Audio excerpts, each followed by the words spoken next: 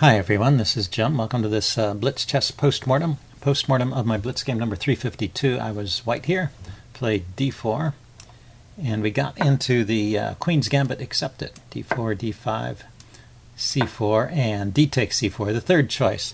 And this is a respectable opening, but the way my opponent played it is not the best way.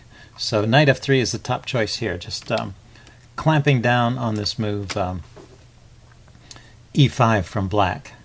And you can play in other ways. e4, e3 immediately are also playable lines. And now c6. This is an attempt to hold on to the pawn with the idea of playing c6 and then b5. So e3 is the main move. That's why you set this knight up here so you can move the e-pawn without fear of black striking back with the e-pawn and then threaten to take. And now b5. So black has declared his intentions here. He's going to hold on to the pawn. And already you can see this kind of position strongly favors white. So it's just a mistake for black to hold on to the pawn this way. If we back up, the Queen's Gambit accepted is a playable opening. And you just continue with normal development like knight f6 and e6. And just let white recapture the pawn. And what you get by giving up the center, basically, you get easy development for your bishop. So the bishop can come out to f4 without fear of this queen b3 move counterattacking the center. So there's a purpose to this move, but it's not to hold on to the pawn.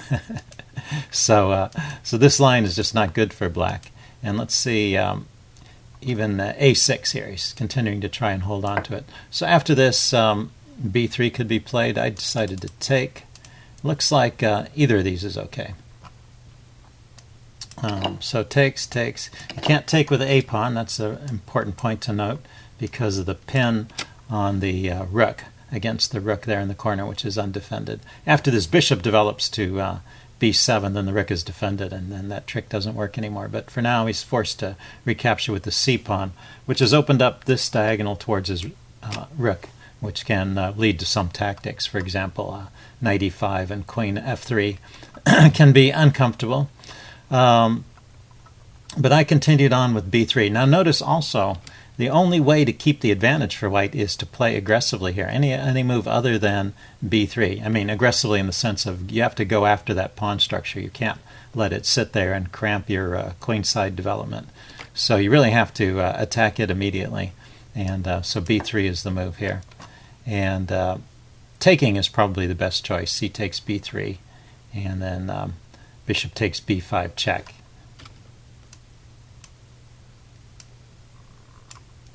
Relying on the pin. So you deliver a check and bring more. You pick up the pawn, so you get your pawn back. And you're relying on this pin. He can't take the bishop, and then this pawn on b3 will be rounded up shortly. So that's one way to get your pawn back.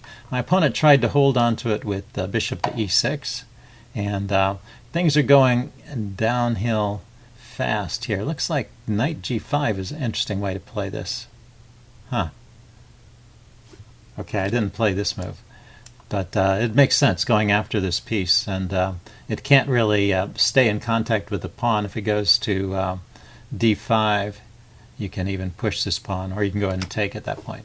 But anyway, I took immediately. Let's see if this keeps the advantage. Okay, and if he takes back with the pawn, he didn't play this, but if he takes back with the pawn, I was planning to throw in this queen check here.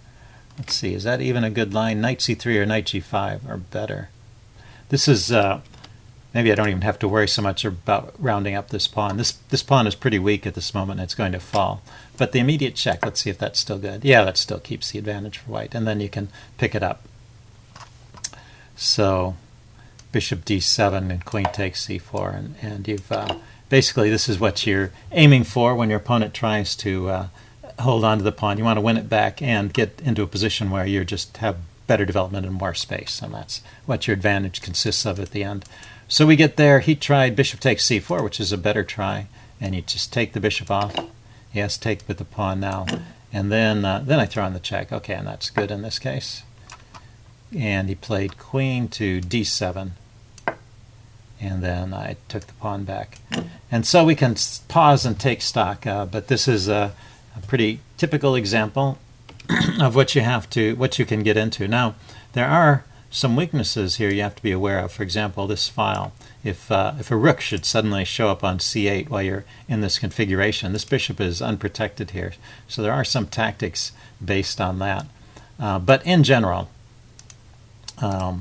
White's ready to castle, and he's got a couple pieces developed. He has more space in the center, and so he's just much better off, even though the material's even. All you've done is got your pawn back. But while you're getting your pawn back, you have improved your development, and Black has has been forced to play defensive moves, trying to hold on to things. So his development has been lagging. So he played e6 here, and I castled. This helps eliminate some of these tactics on the c file because now the bishop is defended. My opponent played a5, and I went with knight e5, just normal developing moves. I could develop these pieces, but already I was spotting some weaknesses along this diagonal here, and it seemed like getting the knight to e5 was a good choice. And there's nothing hindering the development of these pieces. They're coming out quickly enough. So queen d5 was played. I didn't want to trade queens. Queen c8 check. I missed this idea. Yeah, whenever Black abandons the back rank, you always have to watch out for that. I played queen a4 check, the second choice of the engine there. And knight d7, blocking and developing at the same time, so reasonable move. And knight c3, developing another piece with the tempo on the queen. Queen dropped back to d6, and bishop to a3, developing another piece with the tempo on the queen. So now I've got all my pieces out, my rooks are connected, and he hasn't castled, and he's still got two pieces in the way. So even though the material is even, look at the evaluation here. It's just an overwhelming attack from White, and there's no way to defend against it. He tried queen c7. That's top choice of the engine. There's not a lot of choice here. And then I could just have taken the bishop here. I played rook f to c1. I was a little bit annoyed about the idea he might take my knight here. So let's back up and check this out, because my original intent was to play this bishop takes. And then what if the queen adventures here to take my knight? Oh, then there's a mate in 2 with queen takes d7, of course. Of course, there's a threat. So I take there, the king takes the bishop, and then where's the mate? Oh, the mate is here. So it's queen here to here is the checkmate. Okay, so that rook fc1 was a completely needless move, but it doesn't hurt my position any. So he trades off the bishop. I throw in this attack on the queen to round up the bishop with my knight, and he tries this desperation move, queen takes c1. Looks like queen takes e5 is a computer recommendation. Obviously another desperation type move, but he's got to get rid of this threat on his queen, on his king. It's pretty dangerous here. So queen takes c1 is what he tried, and took back. He takes, and then knight to c7 check.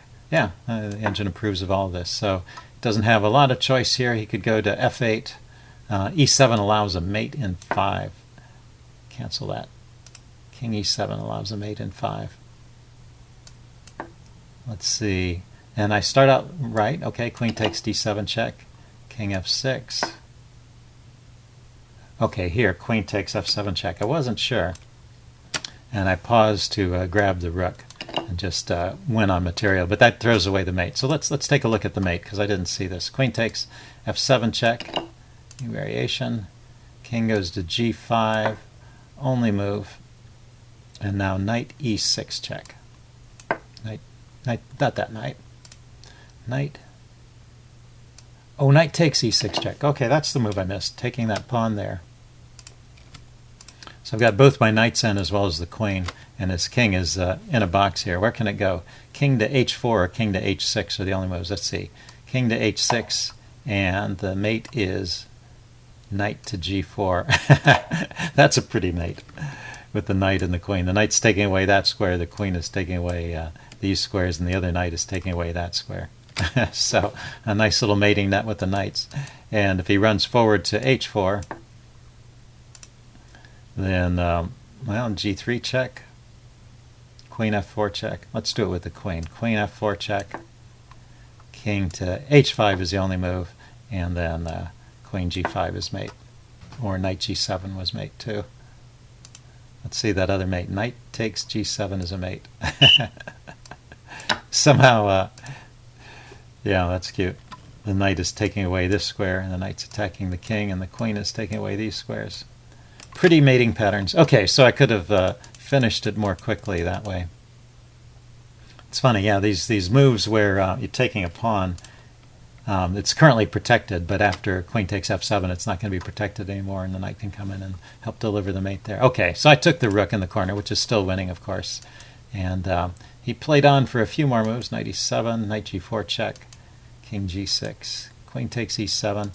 Yeah, I was wondering why not go after the knight here.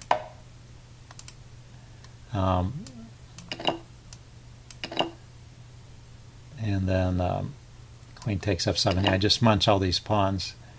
And let's see if he grabs the rook. Okay, now I'm mating in 5 with the queen. The queen and the pawns against the king are going to be mating. I had a suspicion that was the case, so that was what I was thinking there. Okay, so, but I hadn't calculated that mate, so I wasn't entirely sure.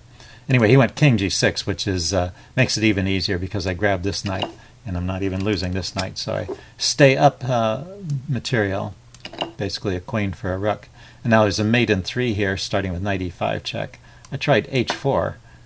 Okay, it's not the most accurate move because he can play h6 and sneak his king away. But he neglected to defend the mate. He started to try and bring his bishop into the game.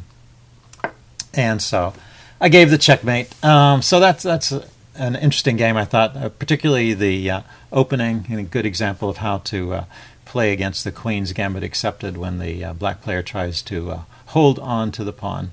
Hope you guys enjoyed it. Leave any comments you have in the section below, and I will see you again soon.